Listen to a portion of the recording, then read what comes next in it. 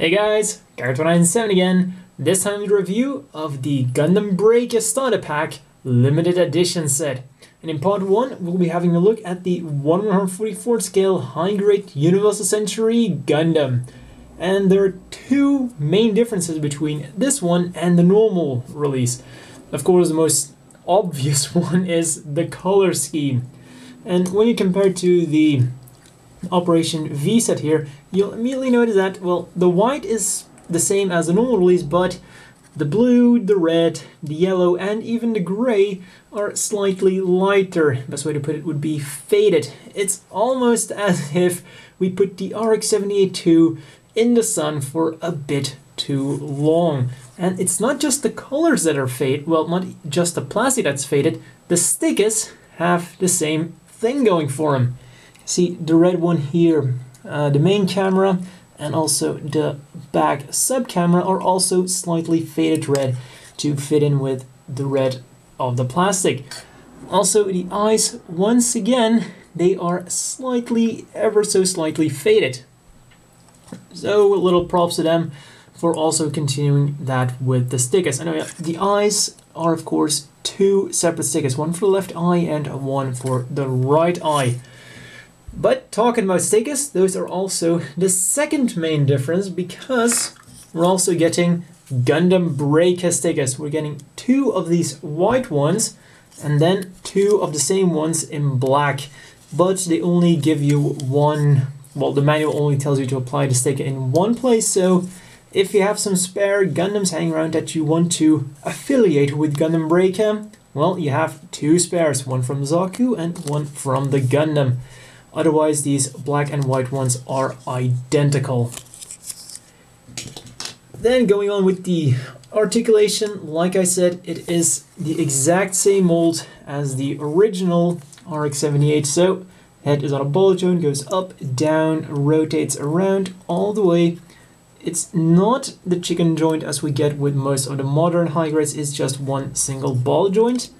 Arms rotate around all the way. A little bit forwards, up a little bit more than 90 degrees, rotates around below the shoulder, bends at the elbow for about 90 degrees. Hands are as always on ball joints, will wiggle around, turn around, and do everything a ball joint does. And the beam sabers are removable. Then front skirts are molded together but can be separated. Give the legs a nice range of movement. Forwards, backwards, of course, a little bit less, but still pretty nice for an early high grade. Side skirts go out and give the legs about that much movement. The legs are also in ball joints, so they will wiggle around a little bit. Knees are double jointed, but you're only going to get a little bit more than 90 degrees. The feet are on two joints, a hinge on top and a ball joint at the bottom, so this is with the hinge, and the ball joint gives it a little bit extra. Backwards on hinge, and then with the ball joint gives you quite a lot more. Where the ankle guard is also articulate. Then go side to side a little bit, and will also rotate around a little bit. Then, final piece of articulation, the waist rotates around about that far, but you can also pull it out and then goes a little bit side to side. And of course, because of this interesting little mechanic is going on, it's actually just a piece of plastic in there, but it does make it look a little bit more mechanical. That's also the reason why it won't rotate around all the way. I guess you could always try to do it like that, and there goes the head jewel, which is extremely loose on this version for one reason or another. I have about 4 of these and none of them actually do that. But when you shake him upside down and get the gray part to drop, he will of course rotate around all the way, and it still looks reasonably believable. Let's put that back, and like I said, I'm not even going to put this back on because it's just going to fall off again. It's really loose, which is kind of weird. None of my other RX-78-2s have it, so maybe the quality control had a day off. Anyways, going on with the accessories, starting off well, I dropped one of the beams, so let's start off with that. And gotta say, these beam sabers are absolutely fantastic. They fit into the hands perfectly. You get two really nice looking clear beams. Go in there without any problems, and he can still hold his beam sabers without any problems at all. So really good job on the beam sabers. Let's put that in there, and then remove the right hand, and then we get a trigger finger hand which holds the beam rifle and the bazooka. Beam rifle has a movable scope on a hinge, and what's also on a hinge is the little handle here. Put that in there. The one unfortunate thing is that, well, it's a little bit on the loose side.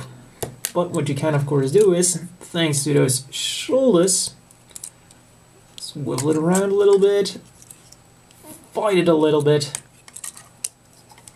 and there we go. Now the beam rifle just got a hell of a lot more stable. But, like I said, the beam rifle isn't the only weapon we're getting. We're also getting the Hyper Bazooka, with a movable little thingamajig that is used to connect to the gym canonically, but of course cannot do so with the model. But the good news with the bazooka is, not only does it fit perfectly into the right hand, it actually fits perfectly into the left hand too. So you can in fact dual wield the weapons. And let's say you don't want to use a bazooka at all, well, remove this little panel here, bring in this thing and put it in correctly. There we go. And then you can simply peg this in there, and it won't fall off at all.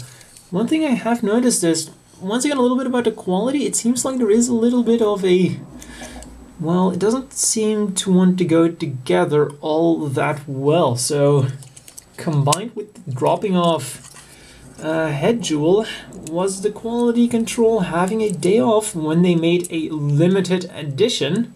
Well, I sure hope they weren't.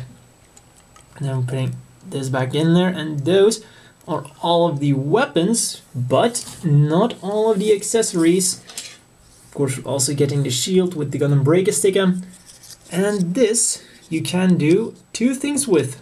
One, you peg it in on the arm, and then you can either have it in the low position, which will also allow you to put it in the hand, or you can go for a higher position, because of course it looks a bit odd like that.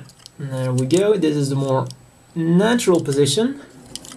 Or if you want, thanks to this handle here, which is something Bandai doesn't really seem to do anymore with the more modern high grades, well, they did change that with the wing. Put it in the hand, and you can actually hold it remarkably well. One warning though is, these tops, if you swap them around a lot, they will get a lot less strong really quickly. But if you're not going to play around with it too much, that's just absolutely perfect. Now let's say you don't want the shield in the hand at all. Well, there's a peg here, a hole there, and they are a perfect fit. Put it in there. And here is the RX-78-2 with all of its accessories on it. And then of course we're getting one final accessory. The tiny little coal fighter. Of course it doesn't transform. Colors could have been quite better, but yeah, it's a little extra we're getting. Even gets little landing gear. Of course it is removable, but yeah, it's going to leave some really nice holes in the fuselage. So best thing to do is simply leave the landing gear in there and pretend that the core fighter has landed. Of course, because this is just part 1 of the review, I can't do the inevitable question yet.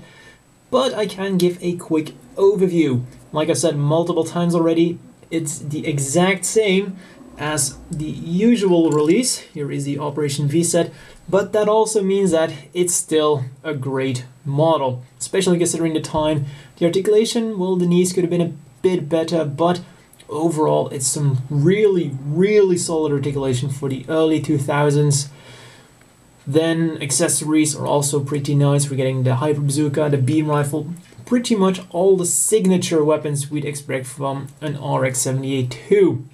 Of course, we don't get the beam javelin or the hyper hammer or the Gundam hammer, but those weapons are slightly more obscure. And then of course we get the little core fighter, which is a nice little extra. Coming to think of it, I think I and quite a lot of people would have been happy to exchange this for, I don't know, maybe a beam javelin, but so be it. And then of course the color scheme is really nice. I think I like it a lot better than the more bright festive colors. Of course they're still, yes, somewhat festive, but we're getting slightly more realistic, I guess. Actually, come to think of it, these colors do kind of remind me of the 1 Year War version Master Grade. But of course they're still not as realistic as either the G3 or the extremely badass pitch black RX-78-2. But like I said, I think for the normal colors this is definitely a nice kit. Of course the only question is it worth also buying a PS Vita and the Gundam Breaker game? And finally, here he is next to the Gym Sniper 2 and the Zaku 3. As you can see, pretty standard sized high grade. And quite small when compared to the humongous Zaku 3. Well, that's all for part 1, and see you again at part 2.